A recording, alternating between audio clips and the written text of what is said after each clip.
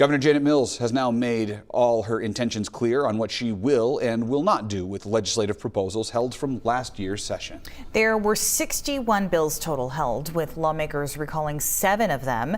News Center Maine State House reporter Christian Harsa has more on the governor's decisions on the remaining 54 bills. Every legislature drafts hundreds, if not thousands, of bills. The current legislature, the 132nd, has introduced 2,157. Now later this summer, 53 of them will become law. 61 bills were held from last session, and lawmakers recalled 7 to reassess and rework. That left 54 bills on Governor Janet Mills' desk with 2 options, allowing them to become law without her signature or vetoing. Mills vetoed one proposal to modify the current right to repair rules for cars, saying it harms small businesses while helping automakers. Her decision garnering praise from supporters.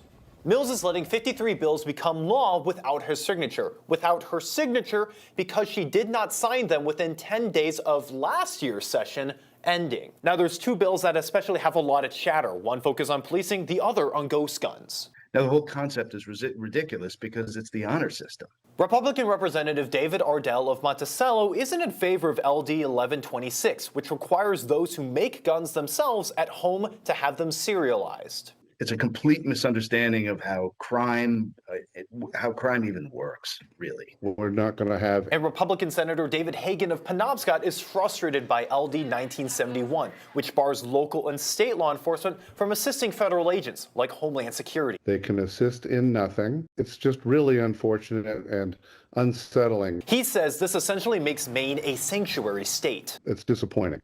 Mills had until 11:59 p.m. on Saturday to determine whether or not she would let these bills become law without her signature or veto them. But it was not until Thursday that Mills took one final curveball out of the game. To be honest, completely excitement. LD 1164 expands the Wabanaki Nation's footprint in the online gaming space to iGaming, like virtual slot machines. The bill, Mills and tribal leaders say, also lays out needed state regulation. Very corrupt when it comes to not being regulated. The bill also unlocks financial security for generations. Have some economic prosperity is going to be a very good push for the tribe. These bills will become laws 90 days after the current State House session ends in April, so in mid-July. In the studio, Christian Harsa, News Center, Maine. One of the critics of Mills' decision on tribal gaming was the National Association Against iGaming. The group says they're going to work to overturn the law. The group also said in their press release yesterday, in part, quote, "The governor's reversal coincides with a U.S. Senate campaign and a competitive primary challenge.